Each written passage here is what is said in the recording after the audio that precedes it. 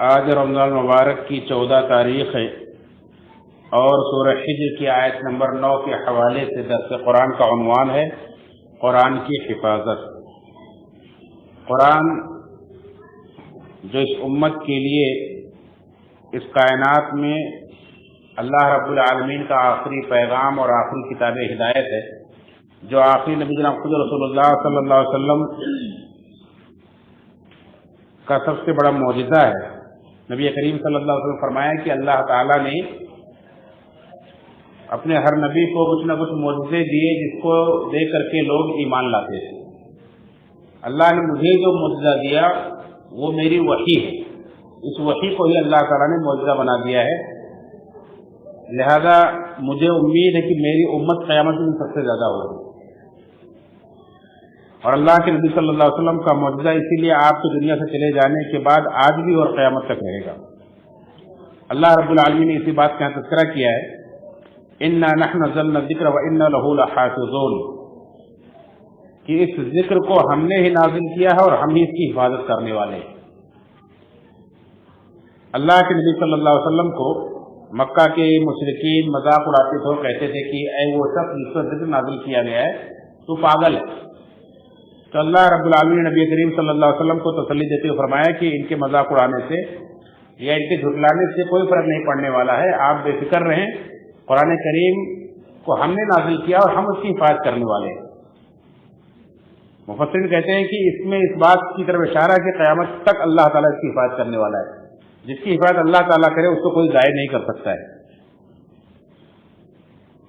تو اللہ رب العالمین نے اس کی حفاظت کا ذمہ لیا ہے۔ اس سے پہلے ایک باریک نقطے کی طرف نشاندہی کرتے چلوں کہ اللہ رب العالمین نے یہاں قرآن نہیں کہا بلکہ فرمایا اِنَّا نَحْنُ نَزَّلْنَا الذِّكْرَ، ہم نے ذکر نازل کیا ہے۔ قرآن کریم کے اندر جو ہر چیز کا بیان ہے، واقعات ہیں، مسائل ہیں اور عقائد ہیں اور آداب ہیں، سارے معاملات ہیں، وہی نصیحت بھی ہے جسے ذکر کہا جاتا ہے، لیکن قرآن کا مترادف ذکر نہیں ہے بلکہ قرآن ایک معنی میں نصیحت، جیسا کہ اللہ نے 2:7 میں ذکر کرتے ہوئے فرمایا وَلَقَدْ يَسَّرْنَا الْقُرْآنَ لِلذِّكْرِ، ہم نے قرآن کو آسان کیا ہے ذکر کے لیے، نصیحت کے لیے۔ فَهَلْ مِن مُدَّكِرٍ، تو ہے کوئی نصیحت حاصل کرنے کے لیے والا؟ تو ذکر ایک الگ چیز ہے اور قرآن کا معنی مفہوم ایک الگ ہے، لیکن ایک معنی میں قرآن ذکر ہے۔ تو اللہ رب العالمین نے یہاں قرآن کو ذکر کہا ہے، جس سے ایک مطلب یہ نکلتا ہے کہ قرآن چونکہ کسی صرف الفاظ کا نام نہیں ہے بلکہ قرآن کریم کے اندر ایک بیان ہے، اور اس بیان کے ساتھ مل کر کے قرآن نصیحت بنتا ہے، کیونکہ کوئی جب تک آپ سمجھیں گے نہیں اس سے نصیحت کیسے حاصل کریں گے۔ تو قرآن کریم کے اندر یہاں اشارہ پایا جاتا ہے کہ سمجھنے والی چیز ہے، اللہ رب العالمین نے اسے سمجھنے کے لیے نازل کیا ہے، اور قرآن کریم کو آپ اس وقت تک نہیں سمجھ سکتے جب تک کہ مکمل وحی جو اللہ کے طرف سے نازل کی گئی، جس کو حدیث کہتے ہیں، جس کو قرآن کا بیان کہتے ہیں، جب تک اسے آپ نہیں ساتھ میں لیں گے جب تک آپ قرآن کریم کو مکمل سمجھ نہیں سکتے، کیونکہ اللہ رب العالمین نے قرآن کریم کو جہاں نازل کیا ہے وہیں قرآن کریم کا بیان بھی نازل کیا ہے۔ اللہ نے فرمایا کہ اِنَّ عَلَيْنَا جَمْعَهُ وَقُرْآنَهُ ثُمَّ إِنَّ عَلَيْنَا بَيَانَهُ، اس قرآن کو جمع کر دینا، اس کا پڑھا دینا ہمارے ذمہ، اور پھر اس کو بیان کر دینا بھی ہمارے ذمہ ہے۔ اور اللہ رب العالمین نبی کریم صلی اللہ علیہ وسلم کو اس کا بیان بھی عطا فرمایا ہے، جس کو حدیث کہتے ہیں، سنت کہتے ہیں۔ تو حدیث کے ذریعے سے قرآن کریم کو سمجھا جائے گا۔ تو اس سے پتہ چلا کہ قرآن و حدیث دونوں کو اللہ نے نازل کیا ہے اور دونوں کی حفاظت کا ذمہ اللہ نے لیا ہے، دونوں قیامت تک محفوظ رہیں گے۔ اور دیکھیں اللہ رب العالمین جس طرح سے محفوظ کیا کہ آج 1446 سال گزر گئے، بلکہ 1446 جیسے ہجرت کے بعد کا سن ہے، اس سے پہلے 13 سال اور ملا لیں تو 59 سال ہو جاتے ہیں۔ 1459 سال ہو گئے، قرآن کریم کا ایک حرف بھی کوئی نہ کم کر سکا، نہ کوئی بڑھا سکا، نہ اسے کوئی ضائع کر سکا، بلکہ اس قدر محکم طریقے سے قرآن کریم آج بھی موجود ہے کہ دنیا چاہے سارا زور لگا لے قرآن کریم کو ختم نہیں کر سکتی، نہ اس کے اندر رد و بدل کر سکتی ہے، نہ اس کو بھی کمی بیشی کر سکتی ہے۔ اللہ رب العالمین کا یہ چیلنج آج بھی سب کو منہ چڑھا رہا ہے، لا یأتیہ باطل من بین یدیہ ولا من خلفہ، کہ باطل اس کے اندر نہ آگے سے داخل ہو سکتا ہے نہ پیچھے داخل ہو سکتا ہے، نہ اس کے الفاظ کو کم زیادہ کر سکتے ہیں، نہ اس کے معانی میں تحریف اور رد و بدل کر سکتے ہیں. یہ اپنی جگہ پر اٹل ہے، کوئی اس کو بدل نہیں سکتا ہے. اور کس طرح سے اللہ رب العالمین نے اس کی حفاظت کی ہے کہ ایک طرف جہاں قرآن کریم کو اللہ رب العالمین نے لکھ کر کے نہیں بھیجا بلکہ پڑھا کر کے اس کو نازل کیا ہے. اس کے الفاظ جبریل امین اللہ رب کی طرف سے لے کر آئے، نبی کریم صلی اللہ علیہ وسلم کو پڑھائے، اور نبی کریم صلی اللہ علیہ وسلم نے خوب اسے حفظ کر لیا، اور پھر آپ نے صحابہ کرام کو پڑھایا، اور اس کے بعد ساتھ ساتھ میں لکھانے کا بھی انتظام کیا. تو پڑھنے کے ساتھ ساتھ حفظ کے ساتھ ساتھ کتابت کا بھی سلسلہ جاری رہا، اور اس طرح سے قرآن کریم محفوظ رہا. جب اللہ کے نبی صلی اللہ علیہ وسلم دنیا سے گئے تو قرآن کریم نہ صرف یہ کہ بہت سارے حفاظ کی شکل میں لوگوں کے سینوں میں محفوظ تھا، بلکہ لکھا ہوا بھی موجود تھا. اس کا معانی اور مفہوم، اس کا بیان بھی موجود تھا، سمجھنے والا پورا ایک گروہ موجود تھا. اور ایک لمبا واقعہ سے بخاری کے تفصیل کے ساتھ قرآن کی حفاظت امام بخاری نے باب بھی باندھا ہے، آپ وہاں پڑھیں گے تو معلوم پڑے گا کہ کس طرح سے صحابہ کرام نے اس کی حفاظت کا انتظام کیا. کہ جب مسلمہ کذاب سے جنگ ہوئی، جنگ امامہ ابو بکر صدیق رضی اللہ عنہ کے دور خلافت میں، تو اس میں بہت بڑی تعداد میں حفاظ کرام شہید ہوئے.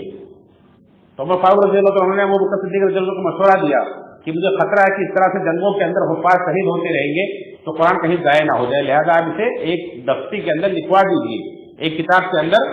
لکھوا دیجیے. پہلے تو وہ پریشان ہوئے کہ ہم وہ کام کیسے کریں جو اللہ کے وسلم نے نہیں کیا، لیکن پھر اللہ نے ان کا سینہ کھول دیا اور وہ مطمئن ہو گئے کہ نہیں یہ کام ضروری ہے. تو اللہ کے وسلم کے ایک بہت ہی عظیم صحابی اور قاتل وحی زید بن ثابت انصاری رضی اللہ عنہ کو بلایا اور کہا کہ آپ اس قرآن کے کو جمع کریں. وہ کہتے ہیں کہ وہ صدیق رضی اللہ عنہ اگر مجھے پہاڑ ڈھونے کے لیے کہہ دیتے تو اس کا مشکل میرے لیے کام نہیں ہوتا، لیکن یہ قرآن کا جمع کرنا میرے لیے اتنا مشکل لگا کہ میں نے بار بار انکار کیا. میں نے کہا کہ یہ کام آپ کیسے کریں گے جو اللہ کے وسلم نے نہیں کیا ہے. ابو بکر صدیق رضی اللہ عنہ کے پاس میں فاروق بھی بیٹھے ہوئے تھے، میں دونوں کو انکار کرتا رہا، لیکن آخر اللہ نے میرا بھی سینہ کھول دیا اور پھر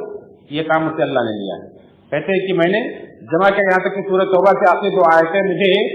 ایک صحابی کے پاس ملی، اور پھر میں نے جہاں سے بھی مجھے ملی اونٹ کی شانے کی ہڈیوں پر، کھجور کے ٹہنیوں پر اور ورق پر، کپڑے پر، جہاں بھی مجھے لکھا ہوا ملا سب جگہ سے میں نے جمع کیا. تو لوگوں کی یاد سے اور اس لکھے ہوئے سے ملا کر کے انہوں نے پورا قرآن کو جمع کیا. وہ قرآن کا مصحف ابو بکر صدیق رضی اللہ عنہ کے پاس رہا، ان کے وفات کے بعد عمر فاروق رضی اللہ عنہ کے پاس رہا، اور ان کے وفات کے بعد اللہ کے وسلم کی بیوی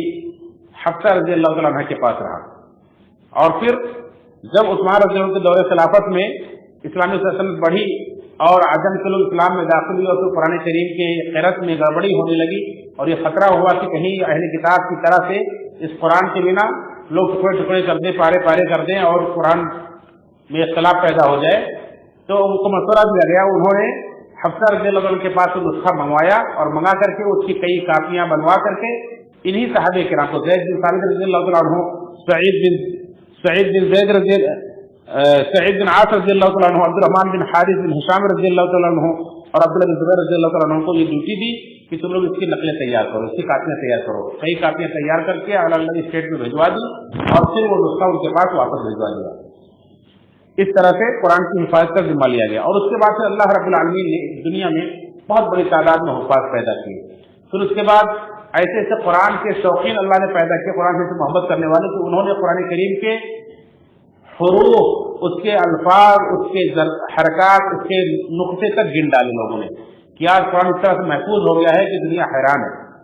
ایک نقطہ بھی کوئی کم نہیں کر سکتا ہے. اور پھر اس کے بعد اللہ رب العالمین نے محدثین کی جماعت کو پیدا کیا. محدثین کی جماعت نے قرآن کریم کے بیان کو، یعنی احادیث کو، اللہ کی سنتوں کو اس طرح سے جمع کیا کہ پورے اسماء و رجال کے ساتھ، پورے سندوں کے ساتھ اس طرح سے جمع کیا کہ دنیا بالکل آج بھی چاہے جتنا زور لگائے، چاہے جتنا کوشش کر لے، اسلام کو، مسلمانوں کو ختم کرنے کے لیے، قرآن کو ختم کرنے کے لیے، قرآن کو بدلنے کے لیے وہ جتنا زیادہ کوششیں کرتی ہے اللہ رب العالمین اتنے ہی مضبوط انتظامات کرتے جاتے ہیں کہ قرآن اپنی اصلی شکل میں موجود ہے. اس کے سارے چیلنجز موجود ہیں کہ دنیا نہ تو اس کا جواب دے سکتی ہے نہ اس کو ختم کر سکتی ہے. یہ قرآن کی حفاظت ہے جو اللہ رب العالمین نے کیا ہے. نہ صرف یہ کہ اللہ رب العالمین نے قرآن کا بیان احادیث کی شکل میں، بلکہ قرآن پر عمل کرنے والے ایسے گروہ کو بھی اللہ رب العالمین دنیا کے اندر رکھا ہے، برپا کیا ہے، جو قیامت تک باقی رہیں گے. یہاں تک کہ بڑے سے بڑے فتنے آئے، بڑی سے بڑی آندھیاں آئیں اور آئیں گی، یہاں تک کہ ساری دنیا کو ختم کرنے والے یاجوج ماجوج بھی پیدا ہو جائیں گے، تب بھی اس گروہ کی جماعت کو ختم نہیں کر سکتے. وہ اللہ کے حکم سے باقی رہے گی، یہاں تک کہ جب اللہ چاہے گا تو وہ قرآن کریم کو بھی اورات سے اٹھا لے گا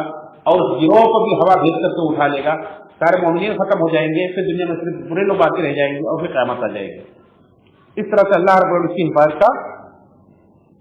جو ذمہ لیا ہے، جو وعدہ کیا ہے، وہ اللہ تعالیٰ نے پورا کیا ہے. کہ آپ دیکھیں دنیا مسلمانوں کو اسلام ختم کرنے کے لیے کتنی کوشش کرتی ہے، لیکن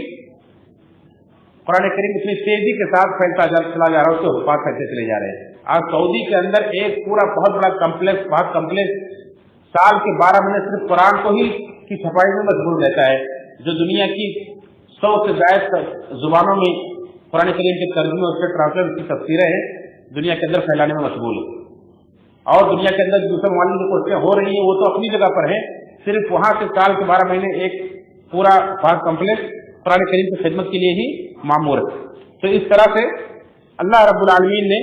قرآن کریم کو اس طرح سے اپنی حفاظت میں لیا ہے اور دنیا کے لیے بڑا چیلنج ہے، اور یہ معجزہ دنیا دیکھ رہی ہے.